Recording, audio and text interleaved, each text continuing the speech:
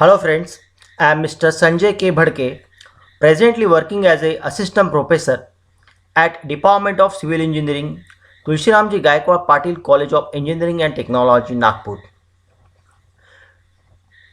Friends, today's our topic is stability of slope, which come under the subject of Geotechnical Engineering 2, and we know that Geotechnical Engineering 2 is the subject as per the RTM Nagpur University curriculum and which is allotted to the 5th sem of civil engineering.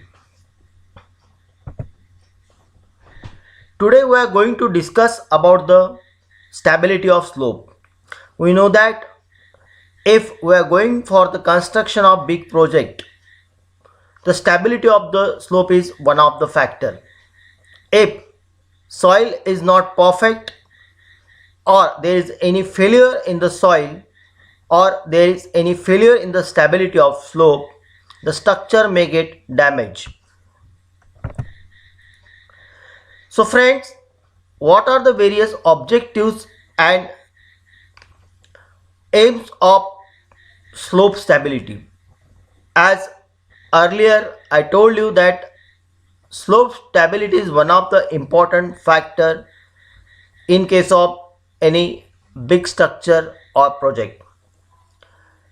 To understand the development and form of natural slopes and the process responsible for different natural features, we should know the analysis of the slope stability. We have to assess the stability of slope under a short term. To assess the possibility of landslide involving natural or existing engineered slopes.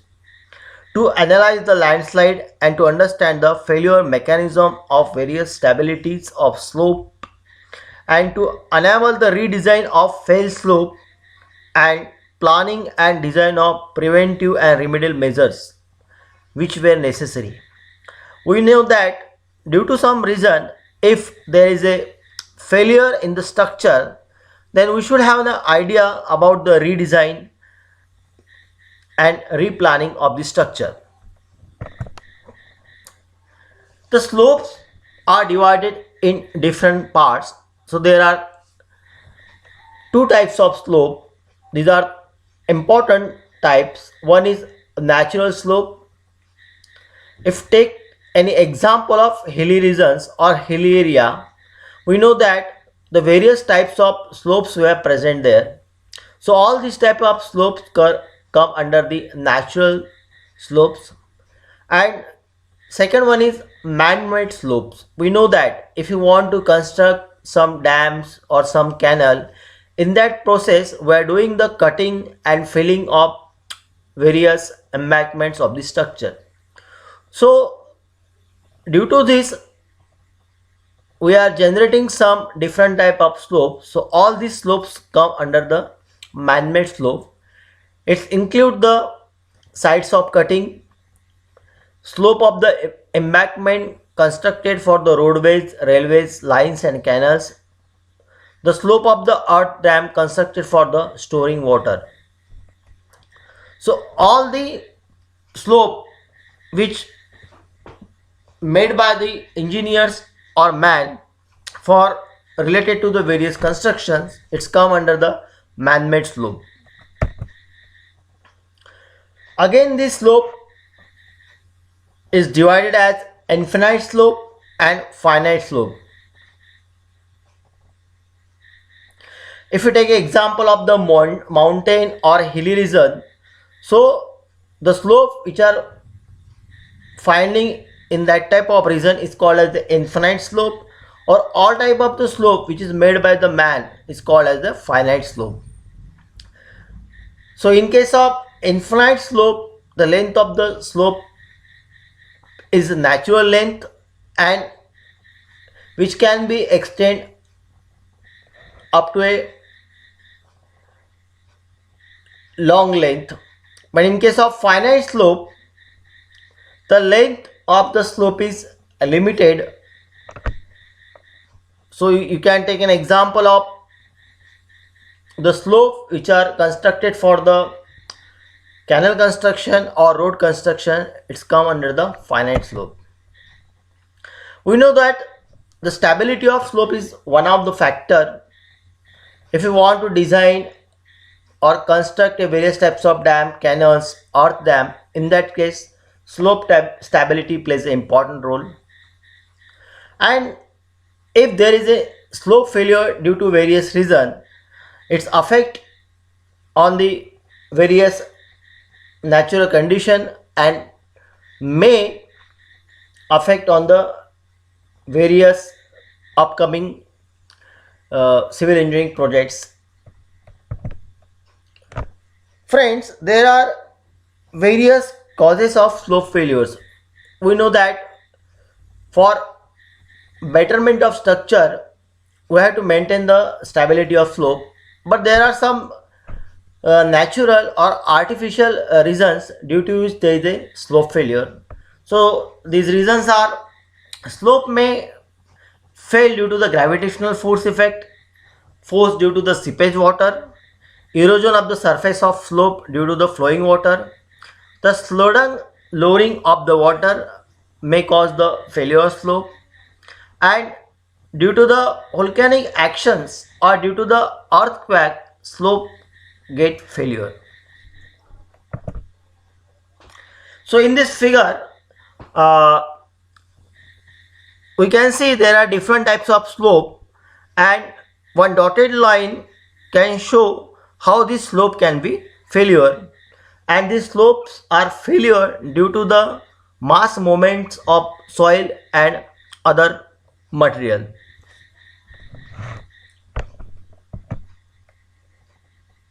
So these are the various forces that act on the earth slopes, and due to the actions of various forces there is a slope failure.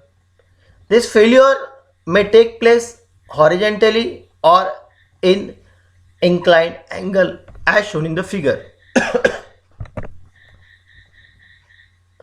So these are the some general consideration and assumption in the analysis. Testing of sample to determine the cohesion and angle of internal friction. The study of the atom which are known to interrupt, which cannot be accounted for the computations. We know that there are some mathematical formula which we can use to calculate the slope stability. Here, if you want to calculate the value of factor of safety, so you can calculate by using this formula. The factor of safety will be given by resisting force to the driving force, or we can say that it is the ratio of resisting force to the driving force. Theoretically, any slope with a factor of safety less than 1 will fail, and any slope with a factor of safety greater than 1 will not. Design focuses on the soil parameters and geometry that will provide the maximum factor of safety. Sometimes the analysis of an existing slope will be what is called as a parametric study, that is establishing in a factor of safety and performing the analysis that back to the calculations. So we know that in case of slope stability, the factor of safety plays an important role. So when you are going to solve the various numericals related with this topic, and in that case you have to use this formula to calculate the factor of safety. The shear strength of the soil can be calculated by the Coulomb's law, and you can use this formula to calculate the shear strength. So your shear strength is equal to effective unit cohesion plus product of the effective normal traces on the surface of the rupture multiplied with the tan of the effective angle of internal friction. So here mathematically this formula can be read as a S is equal to C dash plus sigma dash multiplied with the tan phi dash. So by using this formula we can calculate the shear strength of soil. So when you are going to calculate the numericals, in that case you can use this formula. The factor of safety with respect to the shearing strain can be calculated by using this formula. Fs is equal to S by T, and from previous formula we can say that shear strain is equal to C dash plus sigma dash into tan phi dash divided by tau, where tau is the average value of mobilized shearing strength and others values are given into the calculations. So shear strength and factor of safety can be calculated by using this formula. Student, you see these pictures. These pictures are taken from the hilly areas or mountain areas, and we can see that various types of slopes are present here. So when there is a heavy rainfall or flood discharge or due to some disaster management, this type of slope get damaged or fail, which affect to the human life and civil engineering construction.